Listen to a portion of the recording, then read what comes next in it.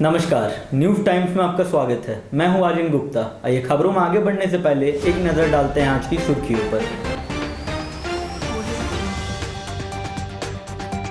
चांडिल में कोरोना का प्रकोप, 2 दिनों में एक महिला समेत 25 पुलिसकर्मी कोरोना पॉजिटिव। चांडिल बाजार में पसरा सन्नाटा।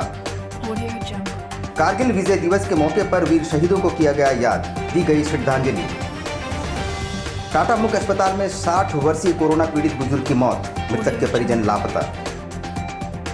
और कांग्रेस जनों ने फूका प्रधानमंत्री और गृह मंत्री का पुतला।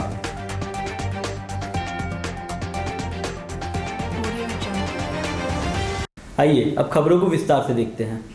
चांडिल में शनिवार को 19 पुलिसकर्मियों के कोरोना पॉजिटिव आने के बाद रविवार को 6 और पुलिसकर्मियों की रिपोर्ट पॉजिटिव आए हैं। इस खबर से पुलिस महकमे में हड़कंप व्याप्त हो गया है। रविवार को पाए गए 6 संक्रमितों में एक महिला पुलिसकर्मी समेत 3 प्रशिक्षु दारोगा, 2 जमादार और 1 आरक्षी शामिल है।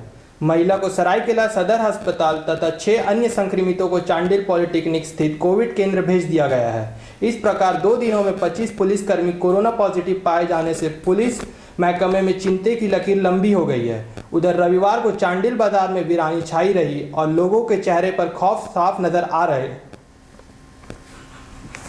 कारगिल विजय दिवस के मौके पर पूर्व सैनिक परिषद की ओर से वीर शहीदों की याद में एक रैली निकाली गई और उन्हें श्रद्धांजलि दी गई।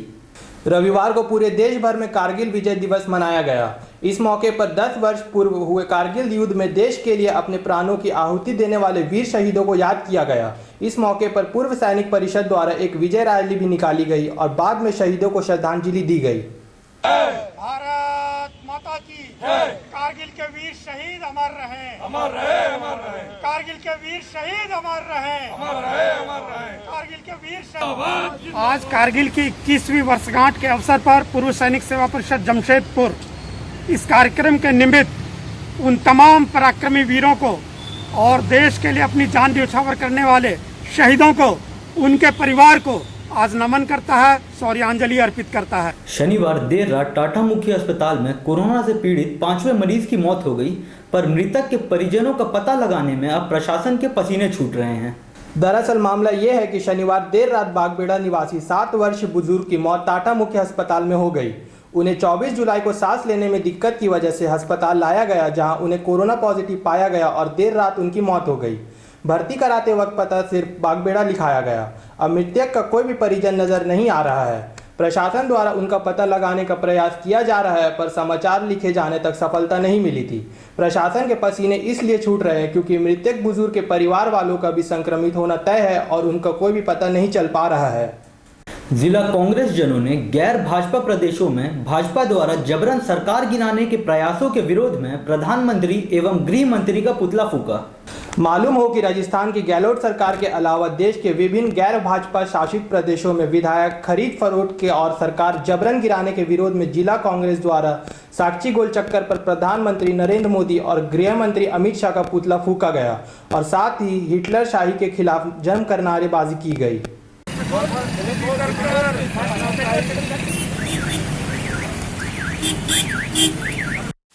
पकड़ लिया पीछे दे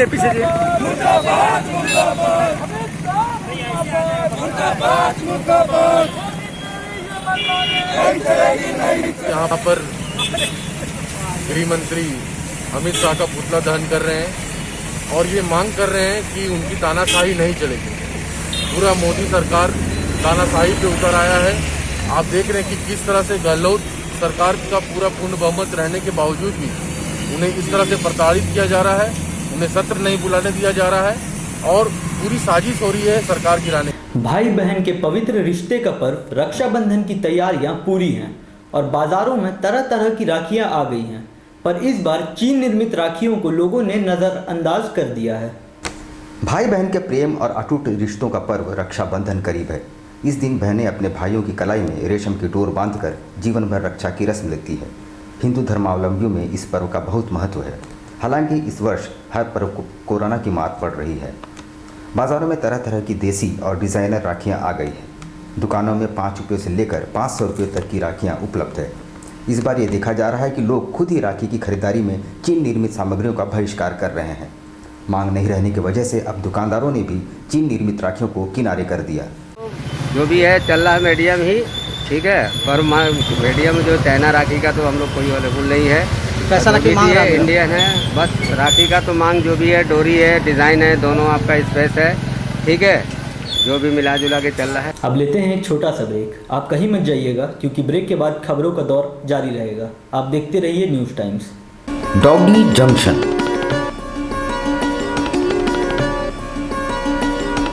We know the need of your royal mate. Not only dogs, but cat, rabbits, all pets and birds, foods and medicines. Veterinary service provided by experienced doctor. All products at reasonable price. Please do visit.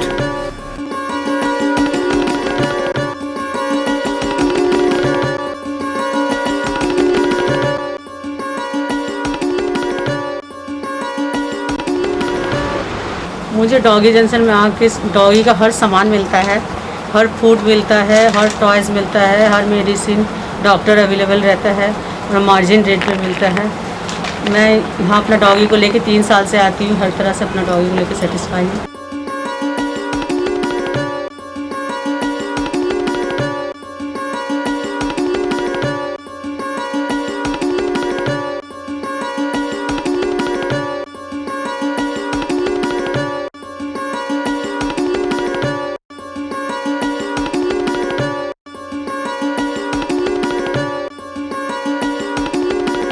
हमारा doggy junction Kadma Gautam apartment में स्थित है।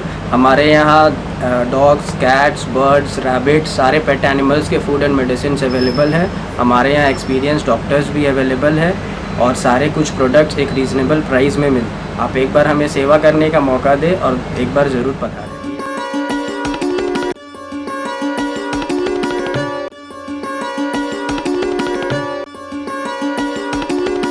Blue Moon Super Broadband Service, Kadma, Jamshedpur. The best home broadband experience. Contact 9386054900 916297453.